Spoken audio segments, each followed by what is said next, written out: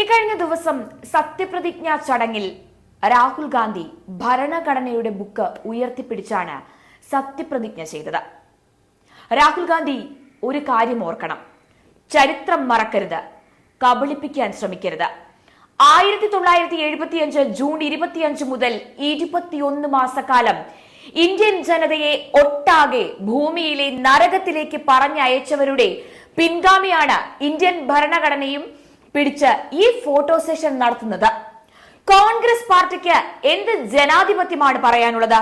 പത്രമാധ്യമങ്ങൾക്ക് കൂച്ചുവിലങ്ങിട്ടതാണോ? പ്രതിപക്ഷ നേതാക്കളെ ജയിലിൽ അടച്ചതാണോ? അത് മാത്രമായിരുന്നില്ല ഇന്ദിരാ ഫിറോസ് ഖണ്ഡയുടെ അടിയന്തരാവസ്ഥ കാലത്തെ ക്രൂരതകൾ.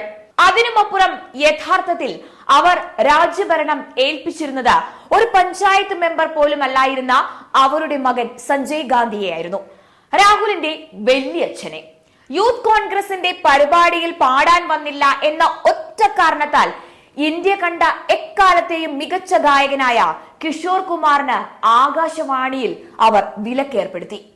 62 ലക്ഷത്തോളം ഇന്ത്യൻ യുവാക്കളെ നിർബന്ധിത വന്ധ്യംകരണം നടത്തിയതിന്റെ ബുദ്ധികേന്ദ്രവും ഇതേ സഞ്ജയ് തന്നെയായിരുന്നു. അതിൽ വിവാഹം കഴിക്കാത്ത ചെറുപ്പക്കാരും ഉണ്ടായിരുന്നു. അവരെ നിർബന്ധിതമായി വന്ധീകരിച്ചു. അതിനെതിരെ പ്രതികരിച്ചവരെ ക്രൂരമായി വെടിവെച്ചു കൊന്നു. ശവശരീരങ്ങൾ ഇന്ത്യൻ ജനത പുണ്യ നദിയായി കരുതുന്ന യമുനയിൽ അവർ ഒഴുക്കി.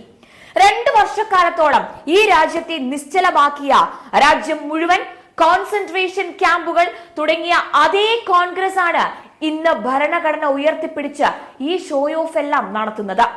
ഒരു കാര്യം ഉറച്ചു പറയാം, ഈ രാജ്യത്തെ ഒരു കുടുംബത്തിന്റെ കീഴിൽ അടിമകളായി നിർത്താനാണ് എക്കാലവും കോൺഗ്രസ് പാർട്ടി ശ്രമിക്കുന്നത്. ഈ അടുത്തിടെ ഇറങ്ങിയ ചിത്രങ്ങൾ നിങ്ങൾ ശ്രദ്ധിച്ചിട്ടുണ്ടോ?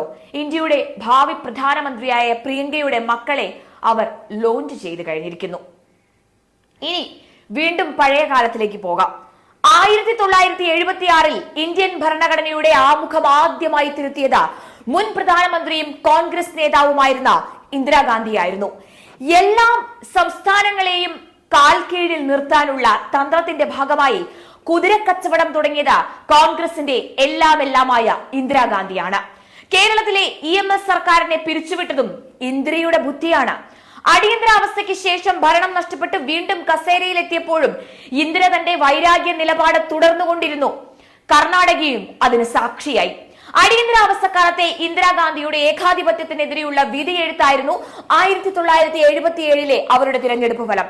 ഇന്ദിരയ്ക്ക് അന്ന് അധികാരം നഷ്ടപ്പെട്ടു. ഭരണഘടന ദുരുപയോഗിച്ച സ്വതന്ത്ര ഇന്ത്യയിൽ സർക്കാരുകളെ പുറത്താക്കിയത് 115 തവണ. 87 തവണയും ജനാധിപത്യത്തെ അട്ടിമറിച്ചത് കോൺഗ്രസ് സർക്കാർ.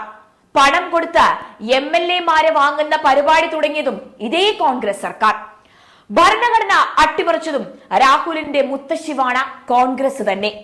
ഭരണഘടനയും ജനാധിപത്യവും നോക്കുകുത്തിയാക്കിയ കുടുംബക്കാരും പാർട്ടിയുമാണ് ഈ പറയുന്നത് എന്നോർക്കണം. അതൊക്കെ മറന്ന് ജനങ്ങളെ വിഡ്ഢികളാക്കാൻ നോക്കിയാൽ അത് നടക്കില്ല എന്ന് പറഞ്ഞ് നിർത്തട്ടെ.